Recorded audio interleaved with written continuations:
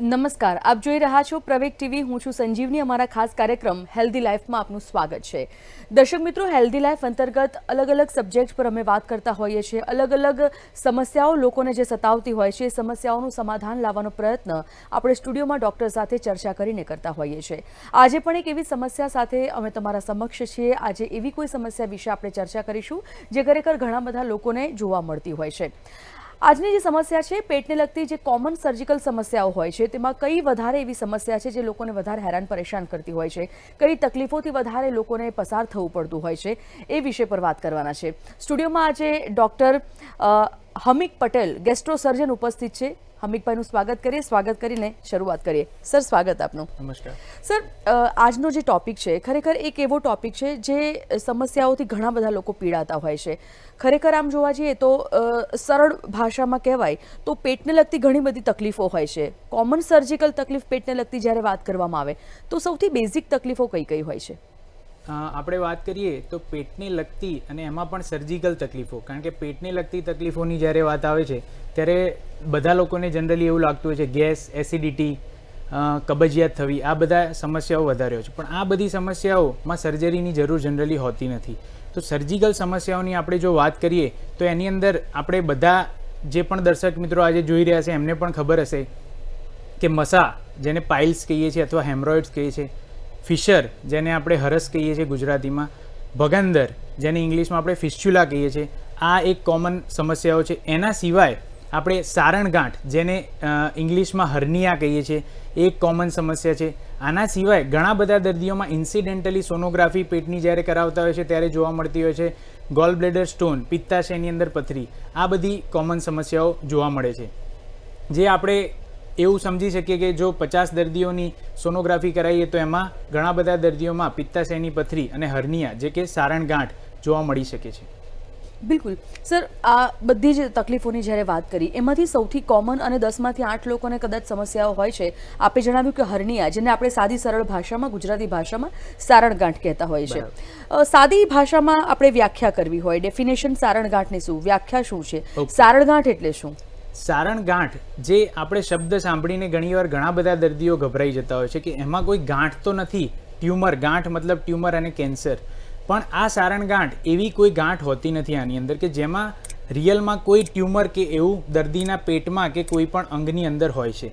સારણગાંઠનો મતલબ આપણે જો સરળ ભાષામાં કરીએ તો પેટની અંદરની જે આપણી વોલ હોય છે, જે દિવાલ હોય છે, જે મસલ લેયરથી બનેલી હોય છે, એની અંદર વીકનેસ થવી અને એ વીકનેસમાંથી અંદરના મતલબ પેટના કોઈ પણ અંગો, જેમ કે ચરબીનો ભાગ અને આંતરડાનો ભાગ, એ ભાગથી બહાર ધસીને એ જગ્યા પર સ્વેલિંગ આવવું, આને આપણે દેશી ભાષામાં અથવા સરળ ભાષામાં સારણગાંઠ કહેતા હોઈએ છીએ. જે બહાર આપણને એક સ્વેલિંગ અથવા તો સૂજનની જેમ જોવા મળતી હોય છે એટલે આપણે એને ગાંઠ નામ આપ્યું છે. પણ આની અંદર કોઈ એવી કેન્સર કે ટ્યુમર સમજી શકાય એવી ગાંઠ હોતી નથી.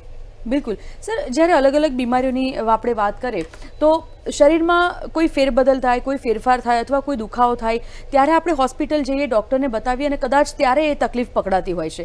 સારણગાંઠ જ્યારે બોડીમાં હોય તો એના લક્ષણો શું હોય છે? ખરેખર આવી કોઈ તકલીફ હોય અને પછી આપણને ખ્યાલ આવે કે સારણગાંઠની એવા કોઈ તકલીફ હોતી નથી, તો સારણગાંઠ છે કે કેમ, એના શું લક્ષણો?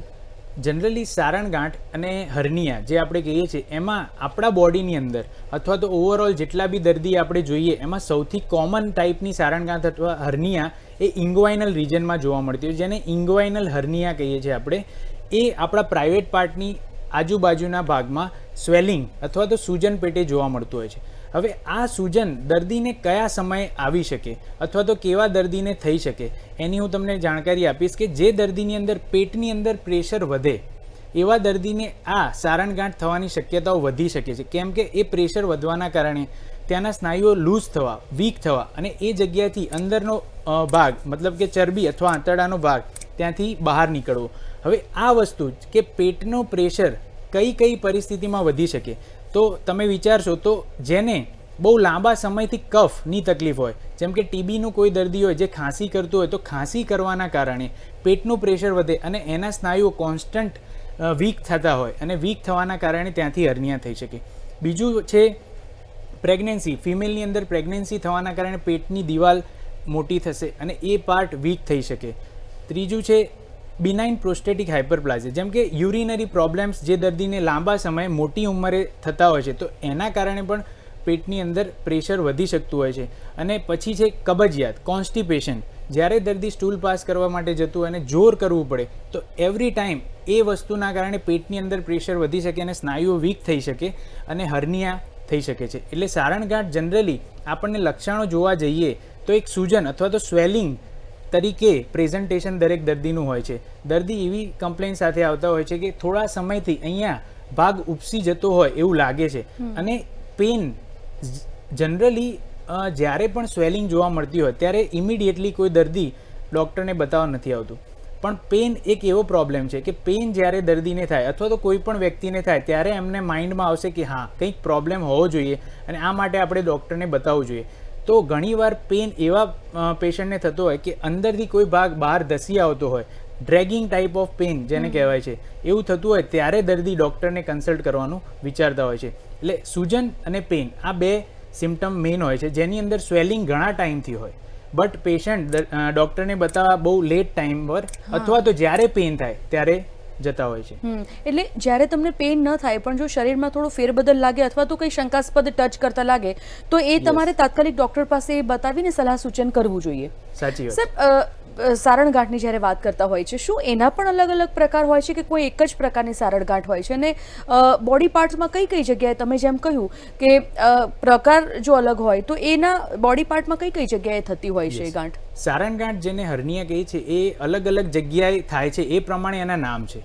જેમ કે મેં સમજાવ્યું કે પ્રાઇવેટ પાર્ટની બાજુમાં થાય છે એને ઇન્ગ્વાઇનલ હર્નિયા કહીએ છીએ. પછી નાભીના હિસ્સામાં, જેમ કે અમ્બિલિકસ મેડિકલ ટર્મિનોલોજીમાં કહીએ છીએ, તો એ હિસ્સામાં થાય એને અમ્બિલિકલ હર્નિયા કહીએ છીએ આપણે. એ એની ઉપરના હિસ્સામાં મિડલાઇન એટલે વચ્ચેના પોર્શનમાં થાય તો એને એપિગેસ્ટ્રિક હર્નિયા આપણે કહીએ છીએ. બીજું કે કોઈ દર્દીમાં પહેલાં ઓપરેશન કરાયું હોય અને ઓપરેશનનો ચીરો હોય અને એ ભાગ પરથી જો હર્નિયા થાય તો એને આપણે ઇન્સિઝનલ હર્નિયા કહીએ છીએ. આ સિવાય પણ પેટના અલગ અલગ હિસ્સામાં જે પ્રમાણે જે લોકેશન પર સારણગાંઠ થતી હોય એ પ્રમાણે એના અલગ અલગ નામ આપેલા છે.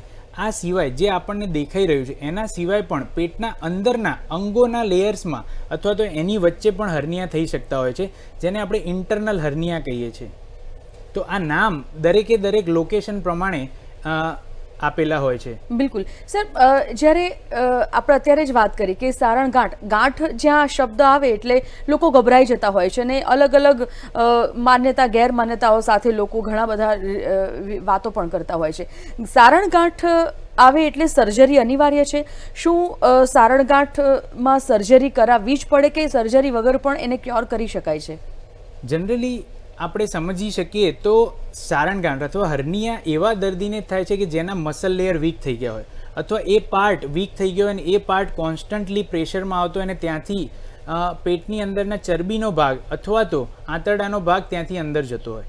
હવે આમ કોમનલી આપણે સમજીએ તો આ ભાગને આપણે કોઈ પણ રીતે વિધાઉટ સર્જરી અથવા સર્જરી કર્યા વગર કોઈ એવી મેડિસિન કે કોઈ વસ્તુથી એને સ્ટ્રેન્થનિંગ અથવા તો મજબૂત કરી શકવાના નથી.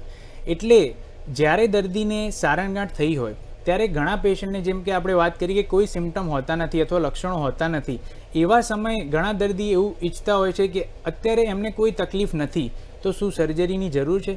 ત્યારે આવા દર્દી જ્યારે અમારી પાસે આવતા હોય છે ત્યારે અમે એમને સલાહ આપતા હોઈએ છીએ કે બેઝિકલી આ પ્રોબ્લેમ છે શું અને આ પ્રોબ્લેમ થાય છે કેમ. એમની અંદર કોઈ પ્રીડિસ્પોઝિંગ ફેક્ટર, મતલબ કે જે કોઈ વસ્તુ અથવા તો કબજિયાત, યુરિનરી પ્રોબ્લેમ, કફની તકલીફ, જે વસ્તુના કારણે એમને હર્નિયા થયો છે એ વસ્તુ ના થાય અથવા તો એ પ્રિવેન્ટ કરી શકે એવી આપણે સલાહ આપતા હોઈએ છીએ. બીજા સ્ટેજમાં હું મારા દર્દીને હંમેશા એ કહેતો હોઉં છું કે એકવાર હર્નિયા થાય તો જનરલી એવું નથી કે આ હર્નિયા આપણે મેડિસિન અથવા કોઈ બી આવા પ્રિકોશનરી સ્ટેપ્સ ઉઠાવીને એને પ્રિવેન્ટ અથવા તો વધતો અટકાવી શકીશું. પણ ઇન ફ્યુચર ગમે ત્યારે આ પ્રોબ્લેમ માટે સર્જરીની જરૂર પડી શકે છે. અને હું જનરલી એવી જ સલાહ આપતો હોઉં છું કે જો સ્વેલિંગ વધારે હોય અને અંદરનો પાર્ટ પૂરેપૂરો પાછો ના જઈ શકતો હોય અથવા તો થોડો પાર્ટ ત્યાં સ્વેલિંગમાં રહી જતો હોય તો હું જનરલી એવી સલાહ આપતો હોઉં છું કે જેટલું બને એટલું જલ્દી સર્જરી કરાવી દેવું જોઈએ. અને સર્જરી જ એક આનો અલ્ટિમેટ ઓપ્શન અથવા તો ગોલ્ડ સ્ટાન્ડર્ડ ઓપ્શન છે એવું કહી શકાય. એની અંદર આપણે હર્નિયાનો કન્ટેન્ટ જે એને અંદર પાછો રિડ્યુસ કરતા હોય છે અને જાળી મૂકતા હોય છે, જેને મેશ કહીએ છીએ અમે. એ મેશ મૂકવાથી એ મસલ લેયરનું સ્ટ્રેન્થનિંગ અથવા તો રીઇન્ફોર્સમેન્ટ થતું હોય છે, એટલે કે પ્રોપર ટાઇટનેસ આપણે પ્રોવાઈડ કરી શકીએ. અને બે વસ્તુ વચ્ચે એ મેશ આવી જાય, જેથી કરીને ફરીથી એ ફેક્ટર્સ ઊભા થાય કે જેની અંદર કફ થવું, કબજિયાત થવું કે કોઈ પણ એવા ફેક્ટર્સ ઊભા થાય કે જેમાં એબ્ડોમિનલ પ્રેશર, પેટનું પ્રેશર વધે, તો એ જાડી હર્નિયાને ફરીથી થતો અટકાવી શકે છે. બિલકુલ. સર્જરી ની નીડ હોય છે અને સર્જરી કરવામાં આવતી હોય છે, પણ જ્યારે સર્જરીની વાત હોય તો સર્જરી કઈ રીતે થતી હોય છે? શું એની પણ અલગ અલગ કોઈ પદ્ધતિ છે? જી હા, બિલકુલ. સર્જરી આજના ટાઈમમાં અત્યારે એવું થઈ ગયું છે કે દરેક દર્દીને સર્જરી કરાયા પછી બહુ ફાસ્ટ એમની રૂટીન નોર્મલ લાઈફમાં પાછા જવું હોય છે. તો પહેલાંના સમયથી અત્યારની વાત કરીએ આપણે તો મેડિકલ સાયન્સની અંદર પણ એટલી બધી ટેકનોલોજી આગળ વધી ગઈ છે અત્યારે કે જે સર્જરી પહેલાં ચીરો મૂકીને થતી હતી એ આજે બહુ નાના ઇન્સ્ટ્રુમેન્ટ્સથી, બહુ નાના હોલની મદદથી અને ઇન્સ્ટ્રુમેન્ટની મદદથી બહુ ઇઝીલી થઈ જાય છે. તો આપણે જો પહેલાંથી લઈને અત્યારની વાત કરીએ તો પહેલાં જે સર્જરી ઇન્સિઝન અથવા તો ચીરો મૂકીને થતી હતી એ ઓપન પદ્ધતિથી થતી હતી. આજે પણ ઓપન પદ્ધતિથી સર્જરી થાય જ છે. એના સિવાય જે વાત કરી મેં કે નાના હોલ કરીને સર્જરી કરવાની, જેને મિનિમલી ઇન્વેઝિવ સર્જરી પણ કહેવામાં આવે છે, એ આજે લેપ્રોસ્કોપી અને રોબોટિક પદ્ધતિના માધ્યમથી હર્નિયાની અંદર બહુ જ ચર્ચિત છે. અને મોટા ભાગે ઘણી બધી હોસ્પિટલમાં આજે લેપ્રોસ્કોપીની મદદથી હર્નિયાની સર્જરી કરવામાં આવે છે. રોબોટ પણ આજે ઇન્ડિયાની અંદર અને આપણા અમદાવાદની અંદર ઘણી બધી જગ્યાએ આવી ગયો છે અને ઘણા બધા ડૉક્ટર્સ રોબોટની મદદથી પણ આજે હર્નિયાની સર્જરી કરે છે, જેની અંદર ડૉક્ટર એક કોર્નરમાં એમના કન્સોલ પર કામ કરતા હોય અને દર્દીના ઉપર રોબોટિક આર્મ્સ અટેચ કરેલા હોય અને કન્સોલ પર બેઠા ડૉક્ટર એને હેન્ડલ કરીને અને બહુ આરામથી સર્જરી કરતા હોય છે. આજે આ જે 3 પદ્ધતિ, અલગ અલગ પદ્ધતિની વાત કરી, એમાં સૌથી મોટો ફાયદો લેપ્રોસ્કોપી સર્જરી અને રોબોટિક સર્જરીનો ઓપન પદ્ધતિની સામે એવો છે કે દર્દીને નાના ઇન્સિઝન અથવા તો કી હોલ, એકદમ નાના ઇન્સિઝનમાં સર્જરી થઈ જતી હોય છે અને સર્જરી કરાયા પછી જે પેશન્ટની રિકવરી હોય છે એ બહુ ફાસ્ટ હોય છે. મતલબ બીજા ત્રીજા દિવસથી દર્દી એમની નોર્મલ લાઈફની અંદર પાછા જઈ શકતા હોય છે અને એમનું નોર્મલ કામ શરૂ કરી શકતા હોય છે. બિલકુલ. સર, તમારી પાસે ઘણા બધા એવા દર્દીઓ આવતા હશે, ઘણા પેશન્ટ આવતા હશે, જ્યારે સર્જરીની વાત હોય એટલે દરેક દર્દી તાત્કાલિક તૈયાર થઈ જાય, રેડી થઈ જાય એવું નથી હોતું. જે પ્રકારે આપણે આગળ વાત કરી કે સર્જરી ઓપરેશનનું નામ આવે એટલે લોકો ગભરાઈ જતા હોય છે. તો જો સારણગાંઠની સર્જરી કરાવવા માટે કોઈ દર્દી તૈયાર નથી થતું અથવા તો નથી કરાવતું, તો આગળ શું કંઈ થઈ શકે? કેવી તકલીફો ભવિષ્યમાં થઈ શકે? જનરલી સારણગાંઠની અંદર જે ડિફેક્ટ અથવા તો જે વીકનેસ થઈ છે એને અમે ડિફેક્ટ કહેતા હોઈએ છીએ. ડિફેક્ટની અંદર જે કન્ટેન્ટ અથવા તો જે ભાગ હર્નિયાના રૂપે અથવા ગાંઠના રૂપે બહાર આવતો હોય છે એમાં મોટા ભાગે 2 વસ્તુ હોય છે. એક છે ચરબીનો પાર્ટ, જેને અમે ઓમેન્ટમ, પેટની અંદર આવેલું એક લેયર હોય છે ચરબીનું, ઓમેન્ટમ કહેતા હોય છે, અને બીજું છે એ ઇન્ટેસ્ટાઇન, જેને કહીએ છીએ આંતરડું. હવે જ્યારે આ ભાગ હર્નિયાના પાર્ટ અથવા ડિફેક્ટમાંથી બહાર આવતો હોય છે તો મોટા ભાગના દર્દીમાં શરૂઆતના ટાઈમમાં એ આસાનીથી પાછો જતો રહે છે, જેને રિડ્યુસિબલ હર્નિયા કહીએ છીએ. ઘણા દર્દીમાં જો એ વસ્તુ બહુ ટૂંકા સમયમાં થયા પછી ટ્રીટ કરવામાં ના આવે તો એ સેક આજુબાજુના લેયર સાથે ચોંટી જતો હોય છે અને એનું કન્ટેન્ટ પણ એ સેકની દિવાલ સાથે ચોંટી જતું હોય, જેને અમે એધેશન્સ કહીએ છીએ. આવા એધેશન્સ થયા પછી જો હર્નિયાની ડિફેક્ટ વધતી હોય અને એ કન્ટેન્ટ ગાંઠના રૂપે બહુ બહાર સુધી આવે અને પ્રોપર રિડ્યુસ ના થાય તો એને અમે ઇરરિડ્યુસિબલ અથવા પાર્શિયલી રિડ્યુસિબલ, જો થોડું ઘણું રિડ્યુસ થતું હોય અને કમ્પ્લીટલી રિડ્યુસ ના થતું હોય તો એને પાર્શિયલી રિડ્યુસિબલ હર્નિયા કહીએ છીએ અથવા ઇરરિડ્યુસિબલ. આના પછીના સ્ટેજમાં એવું થતું હોય છે કે જે ભાગ બહાર ધસી આવતો હોય છે એ બિલકુલ પાછો ના જઈ શકે અને દર્દીને સખત પેઇન થતું હોય અને ઇમરજન્સીની અંદર દર્દી આવતા હોય છે, તો એને આપણે ઓબ્સ્ટ્રક્ટેડ હર્નિયા કહીએ છીએ. અને ઓબ્સ્ટ્રક્શન થયા પછી જો આંતરડું અથવા તો ઓમેન્ટમ, જેને ફેટનું લેયર કહીએ છીએ, એ ભાગનો બ્લડ સપ્લાય બ્લોક થઈ જાય અને એ પાછો ના જઈ શકે તો એની અંદર ગેંગ્રીન અથવા તો કાળું પડી જવાની સંભાવના હોય છે અને એ શરૂ થઈ જતું હોય છે, તો એને આપણે સ્ટ્રેંગ્યુલેટેડ હર્નિયા કહીએ છીએ. તો જો દર્દી સર્જરી નથી કરાવતું અને એધેશન્સ વધે જાય, કન્ટેન્ટ રિડ્યુસ ના થાય, મતલબ ચરબી અને આંતરડાનો ભાગ પાછો ના જાય, તો આ પ્રોબ્લેમ જેમ કે ઓબ્સ્ટ્રક્ટેડ હર્નિયા, ઇરિડ્યુસિબલ અને સ્ટ્રેંગ્યુલેશન થવાના ચાન્સ વધી જતા હોય.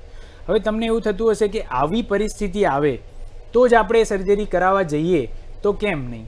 એ જ વખતે દુખાવો થયો હોય, એ જ વખતે સખત સ્વેલિંગ વધી ગયું હોય, કાળું પડવાની શરૂઆત થઈ, તો હું બધાને એ સમજાવવા માગીશ કે આ પરિસ્થિતિની અંદર તમે સમજી શકો છો કે કોઈ પણ સર્જરીમાં અમારા માટે સૌથી મોટી મહત્ત્વની વસ્તુ એ હોય છે કે દર્દીને સર્જરી કર્યા પછી ઇન્ફેક્શન ના થવું. અને જ્યારે આપણે કોઈ ફોરેન બોડી, મતલબ કે mesh is a foreign body for the patient, તો મેશ મૂકતા હોઈએ, જાળી મૂકતા હોઈએ, તો એવી સર્જરી જ કરવી પડે અથવા તો એવું એન્વાયરમેન્ટ હોવું જોઈએ કે જે ક્લીન હોય, જેમાં કોઈ બેક્ટેરિયા કે કોઈ ઇન્ફેક્શનનો બિલકુલ સ્કોપ ના હોય. તો જ્યારે ઓબ્સ્ટ્રક્ટેડ હર્નિયા અને સ્ટ્રેંગ્યુલેટેડ હર્નિયા થતો હોય તો એમાં ઓટોમેટિકલી અથવા તો એ સમયે ઇન્ફેક્શનની શરૂઆત ઓલરેડી થઈ ચૂકી હોય છે. તો એ ટાઈમે આપણે જે કન્વેન્શનલ અથવા તો જે પ્રોપર રીતે મેશ મૂકીને સર્જરી કરવાનું કરી શકતા નથી. અને એ દર્દીને આપણે એક લાઈફ સેવિંગ અથવા ઇમરજન્સી સર્જરી કરવી પડે, જેની અંદર જે ભાગ ફસાઈ ગયો હોય એને પાછો કાઢવો પડે, અથવા તો જો એ સડી ગયો હોય અથવા શરૂઆત થઈ હોય તો એને બોડીમાંથી કાઢીને બાકીનો ભાગ જોડવાનો, આંતરડું હોય તો એનો જોડવાનું કામ કરતા હોઈએ, અથવા ઓમેન્ટમ હોય તો એને કાઢી નાખતા હોઈએ છીએ. તો આવા કેસીસ ના થાય એટલા માટે શરૂઆતના સ્ટેજમાં જ, અથવા તો જ્યારે આપને સિમ્ટમ એવા લાગતા હોય કે ના હવે એવો સ્ટેજ આવી ગયો છે કે પેઇન પણ થઈ રહ્યું છે અને સ્વેલિંગ પણ ધીરે ધીરે મોટું થઈ રહ્યું છે, સૂજન મોટી થઈ રહી છે, તો એવા સ્ટેજમાં આ કોમ્પ્લિકેશન ટાળવા માટે જેટલું બને એટલું જલ્દી મેશવાળી સર્જરી અથવા તો હર્નિયોપ્લાસ્ટી જેને કહેવાય છે એ કરાવી દેવું જોઈએ. બિલકુલ સર, આ એક સવાલ દર્દીઓ પણ તમને કરતા હશે જ્યારે તમે સર્જરી માટે એમને કહેતા હશો અથવા તો જ્યારે એમને કન્વિન્સ કરતા હશો કે શું આ સર્જરી વન ટાઈમ છે કે એકવાર સર્જરી કરાવ્યા પછી ફરીવાર થઈ શકે, કરાવીની ફરીવાર આ પ્રોબ્લેમ થઈ શકે, ને એકવાર કરાવ્યા પછી શું ફરીવાર આ સર્જરી કરાવવાની નીડ પડે ખરી?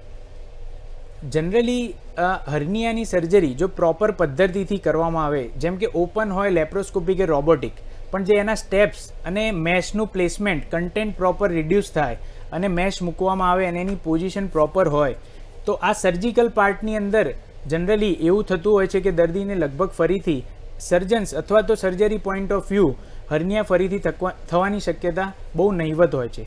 પણ જે સર્જરી પછી દર્દીને સાચવવાની એડવાઇસ આપવામાં આવતી હોય છે, જેમ કે હર્નિયાનું જે કારણ છે કે પેટની અંદરનું પ્રેશર વધવું ના જોઈએ, અથવા તો એવા ફેક્ટર્સ ઊભા ના થવા જોઈએ, જેમ કે બીમારી થવી, જેમ કે ખાંસીવાળી કોઈ પણ બીમારી, ટીબી છે કે ક્રોનિક બ્રોન્કાઇટિસ અથવા કફ થવો એ ના થવું, કબજિયાતની તકલીફ ના રહેવી, યુરિનરી પ્રોબ્લેમ્સ ના થવા, અથવા તો વેટ લિફ્ટિંગ. જનરલી અમે દરેક દર્દીને એવી સલાહ આપતા હોઈએ છીએ કે સર્જરી પછીના 3 થી 6 મહિનાના ડ્યુરેશનમાં ખાસ કરીને વેટ લિફ્ટિંગ અવોઇડ કરવું જોઈએ, નહીતર આ મેશ અથવા જાળી મૂકી જે હોય એના ખસી જવાના કે એવા ચાન્સીસ હોતા હોય છે. એટલે જ્યારે કોઈ પણ પેટનું ઇન્ટ્રા એબ્ડોમિનલ પ્રેશર વધે તો એવા સંજોગોમાં જાળીના ખસી જવાના અથવા તો એ ભાગ પાછો વીક થવાના અથવા કોઈ બીજા એરિયામાંથી હર્નિયા થવાના ચાન્સ હોય છે. જેમ કે આપણે વાત કરી કે આ સિવાયના બી ઇંગ્વાઇનલ રિજનમાં એવા 2 એરિયા છે કે જ્યાં હર્નિયા થતા હોય છે, જેને ફિમોરલ અને ઓબ્ચ્યુરેટર હર્નિયા પણ કહેવાય છે, જે આપણે લેપ્રોસ્કોપીની મદદથી જ્યારે સર્જરી કરીએ ત્યારે એવી રીતે જાળી મૂકતા હોય છે કે આ બંને હર્નિયા પણ આપણે કવર કરી લઈએ. તો સર્જરી પછી જો દર્દી પ્રોપર ધ્યાન રાખે અને 3 થી 6 મહિનાના ડ્યુરેશનમાં આ બધા ફેક્ટર્સથી એક્સપોઝ ના થાય તો એ દર્દીને હર્નિયા એ પ્રોબ્લેમ જે પાર્ટનો હર્નિયા થયો હોય એ હર્નિયા થવાના ચાન્સ બહુ નહીવત હોય છે. જેમ કે તમે માની શકો કે લેસ દેન 1% કેસમાં આવું ફરીથી હર્નિયા થવાની શક્યતા હોય છે. બિલકુલ સર, સારણગાંઠની અત્યારે આપણે જે વાત કરી રહ્યા છે તો એને પ્રિવેન્ટ કઈ રીતે કરી શકાય, એની બચવા માટેની રીતો કઈ છે? જેમ કે આપણે સારણગાંઠ કોઈ પણ દર્દીની વાત કરીએ તો જ્યારે નોર્મલ કન્ડિશનમાં હોઈએ છીએ આપણે ત્યારે આપણને ખબર હોતી નથી કે આપણને સારણગાંઠ છે કે નહીં, પણ જે આ મેં ફેક્ટર્સની વાત કરી કે ઇન્ટ્રા એબ્ડોમિનલ પ્રેશર વધવું, એવા ફેક્ટર્સ વારે ઘડીએ ના થાય તો આપણે સારણગાંઠને બચાવી શકીએ છીએ, જે ઇંગ્વાઇનલ હર્નિયા, અમ્બિલિકલ હર્નિયા કે એવા હર્નિયા છે. હવે વાત કરીએ ઇન્સિઝનલ હર્નિયા, તો એ છે કે જે ચીરો આપણે પેટ ઉપર પહેલાં થયો હોય એ જગ્યા પરથી જ હર્નિયા થતો હોય અથવા ગાંઠ થતી હોય એને આપણે ઇન્સિઝનલ હર્નિયા કહીએ છીએ. તો એની અંદર એવું હોય છે કે જ્યારે પહેલી સર્જરી થાય કે જેની અંદર ચીરો મૂકેલો હોય તો એના લેયર પ્રોપરલી ક્લોઝ થઈ જાય અને એ ક્લોઝ સરખા ના કરવામાં આવે અથવા તો એની પ્રોપર હીલ થયા હોય એ પહેલાં જ ઇન્ટ્રા એબ્ડોમિનલ પ્રેશર વધે તો એ ભાગમાંથી હર્નિયા થવાની શક્યતા વધી જતી હોય છે. તો મેઇન ફેક્ટર હર્નિયાથી બચવા માટેનું એ જ છે કે આપણે એવી કોઈ પણ એક્ટિવિટી ના કરીએ કે જેની અંદર ઇન્ટ્રા એબ્ડોમિનલ પ્રેશર વધે.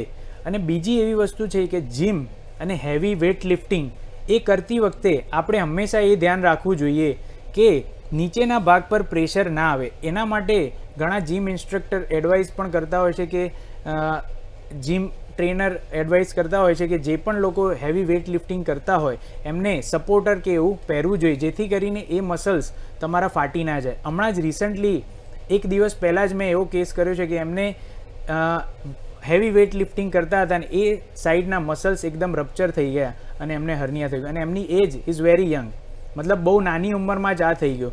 જનરલી આવું જોવા નથી મળતું હતું. It is very rare. તો આ બધા ફેક્ટરથી તમે હર્નિયાથી બચી શકો છો કે જેમાં પેટની અંદરનું પ્રેશર વધવું ના જોઈએ.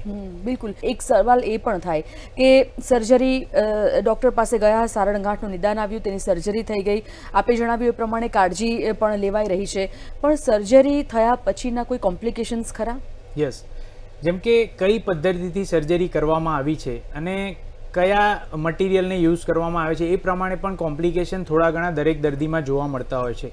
જેમ કે ઓપન પદ્ધતિથી સર્જરી કરવામાં આવી હોય તો ઘણા દર્દીને પેઇન થવું એ શરૂઆતના સમયમાં ટાંકા લીધા હોય એના કારણે થતું હોય છે. જેની અંદર મસલના અંદર બી આપણે ટાંકા લીધા હોય એના કારણે સ્ટ્રેચિંગ પેઇન થવું, સ્કિન પરના સ્ટીચીસ હોય એના કારણે પેઇન થવું, આ થતું હોય છે. એના સિવાય જ્યારે આપણે કોઈ પણ લેયર કટ કરતા હોઈએ ત્યારે એનો નર્વ સપ્લાય, જે ચેતાનો સપ્લાય હોય છે, જે બ્રેઇનમાંથી આવતો હોય ચેતાતંતુઓ, એ પણ દરેક લેયરમાં ઉપલબ્ધ હોય છે. તો એ પણ કટ થતા હોય છે. અને આપણે જ્યારે જાળી મૂકતા હોઈએ, મેશ મૂકતા હોઈએ, તો એ પણ ચેતાનો ભાગ પણ એની અંદર આવી જવાની શક્યતા હોય છે. તો આવા દર્દીઓને સર્જરી કરાયાના ઘણા લાંબા સમય પછી પણ પેઇન થતું હોય છે, જેને ન્યુરાલ્જિક પેઇન કહેવાય છે, જે ઓપન સર્જરી અને લેપ્રોસ્કોપિક સર્જરી બંનેમાં બહુ કોમન હોય છે. લેપ્રોસ્કોપિક સર્જરીમાં જ્યારે આપણે જાળી મૂકતા હોય છે તો એને ટેકર અથવા તો સૂચરની મદદથી ફિક્સ કરતા હોય છે. તો જ્યારે ટેકર અને સૂચરની અંદર આ ચેતાઓ આવી જતી હોય છે ત્યારે દર્દીને પેઇન થતું હોય છે. આ સિવાય જ્યારે સર્જરી કરતા હોય ત્યારે કોઈ નસ કપાઈ જવી તો એની અંદરથી બ્લીડિંગ થવું, એ બધા પ્રોબ્લેમ્સ થતા હોય છે.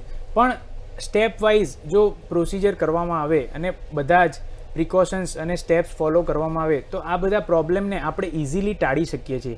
તો આમ જોવા જઈએ તો આ સર્જરી કરાવ્યા પછી દર્દી માની શકીએ કે નોર્મલ લાઈફ આરામથી લોંગ લાઈફ સુધી જીવી શકે. બિલકુલ. સર, એક મહત્વનો સવાલ એ પણ છે કે કઈ ઉંમરના લોકોને આ સારણગાંઠ થતી હોય છે? હવે તમને જાણીને આશ્ચર્ય થશે કે આ બીમારી સારણગાંઠ જેને કહીએ છીએ એ કોઈ પણ ઉંમરના લોકોને થઈ શકે છે. જેમ કે તમે એવું વિચારતા હશો કે જે નવું બાળક જન્મ્યું હોય એની અંદર સારણગાંઠ કેમ, પણ એની અંદર પણ સારણગાંઠ જોવા મળતી હોય છે, જેને આપણે કન્જેનાઇટલ હર્નિયા એવો શબ્દ યુઝ કરીએ છીએ. કે એની અંદર એવું હોય છે કે એક તમને વાત કહું કે જ્યારે બાળક બનતું હોય તો મેલ બેબી હોય તો એની અંદર સ્ક્રોટમ મતલબ કે ટેસ્ટિકલ્સ હોય છે. આ ટેસ્ટિકલ્સ જ્યારે બાળક બનતું હોય મમ્મીના પેટમાં હોય ત્યારે એ ટેસ્ટિકલ્સ ઉપર મતલબ પેટના પોર્શનથી નીચે આવતા હોય છે અને કિડનીનો ભાગ નીચેથી ઉપર જતો હોય છે. તો એનો એક રસ્તો એની સાથે લાવતા હોય છે, જેને અમારી ભાષામાં મેડિકલ ટર્મિનોલોજીમાં પ્રોસેસસ વજાઇનાલિસ કહેવાય છે. એ પ્રોસેસસ વજાઇનાલિસ જ્યારે પેટન્ટ મતલબ એઝ ઇટ ઇઝ અવસ્થામાં બાળક જન્મ્યા પછી પણ રહી જાય તો આવા બાળકોને હર્નિયા થવાની શક્યતા હોય છે, કન્જેનાઇટલ હર્નિયા થવાની શક્યતા વધી જતી હોય છે. આ સિવાય યંગ મતલબ કે નાની ઉંમરના લોકોને વેટ લિફ્ટિંગ અને એ બધા પ્રોબ્લેમ્સના લીધે પણ હર્નિયા થતા હોય છે. અથવા તો ઘણા દર્દી જેને જન્મજાત હર્નિયા હોય, કન્જેનાઇટલ હર્નિયા, પણ યંગ એજની અંદર આવીને ખબર પડતી હોય છે કે એમને હર્નિયા છે. આ સિવાય મોટી ઉંમરના વ્યક્તિઓમાં જનરલી મસલ વીકનેસના કારણે હર્નિયા જોવા મળતો હોય છે. તો આપણે સમજી શકીએ કે આ બીમારી દરેક વયના દર્દીમાં જોવા મળતી હોય છે. બિલકુલ. સર, આપણી પાસે સમયનો અભાવ છે એટલે આપણે ટૂંકમાં તમારી છેલ્લે પ્રવેગના દર્શક મિત્રો માટે ડોક્ટર ટિપ્સ માંગીશું. જો હર્નિયા માટે હું દરેક જે પણ દર્શક મિત્રો સાંભળી રહ્યા છે એમને એવી સલાહ આપીશ કે હર્નિયા એક એવી કોઈ જાનલેવા અથવા તો ખતરનાક બીમારી નથી કે જેનાથી ગભરાવાની જરૂર છે, પણ એના માટે પ્રોપર ટ્રીટમેન્ટ કરાવવી બહુ જ જરૂરી છે. તો જ્યારે પણ તમને એવા સિમ્ટમ્સ અને એવા ફેઝમાં તમે પહોંચો કે હવે એવું લાગે કે આ વસ્તુ વધી રહી છે તો એની પ્રોપર ટ્રીટમેન્ટ લેવી જોઈએ અને કોઈ પણ તમારા નજીકના સર્જન ડૉક્ટરને કન્સલ્ટ કરીને એની સર્જરી કરાવી દેવી જરૂરી છે. આ સિવાય જે પણ પ્રી ડિસ્પોઝિંગ ફેક્ટર કે જેના કારણે હર્નિયા થતું હોય છે એને ટાળવાના તમે પ્રયત્નો કરો, એ ફેક્ટર્સ તમારી અંદરથી નીકળી જાય અથવા તો ના થાય, ફરીથી એનો એક્સપોઝર ના થાય, કે જેમ કે કબજિયાત થવી, વારે ઘડીએ ખાંસી થવી અને યુરિનનો પ્રોબ્લેમ્સ થવા, એ બધા પ્રોબ્લેમ્સ ના થાય તો એનું તમે પ્રોપર ધ્યાન રાખી શકો છો. બિલકુલ. સર, સમય કાઢીને આપ સ્ટુડિયોમાં આવ્યા અને આટલી સરસ મજાની જાણકારી આપી તે બદલ થેન્ક યુ સો મચ. ધન્યવાદ. તો દર્શક મિત્રો, આ હતા ડૉક્ટર હમીક પટેલ. તેઓએ આજે સારણગાંઠની જે તકલીફો હોય છે તેના વિષય પર વાત કરી. આશા રાખીએ છીએ કે તેમના તરફથી જે માર્ગદર્શન આપણને મળ્યું છે તે ચર્ચાથી દરેક લોકોને સારણગાંઠ પ્રત્યેની જે ગેરમાન્યતાઓ છે તે દૂર થઈ હશે. આવા નવા વિષય સાથે આવતા એપિસોડમાં ફરીથી મળીશ. ત્યાં સુધી મને આપશો રજા. નમસ્કાર.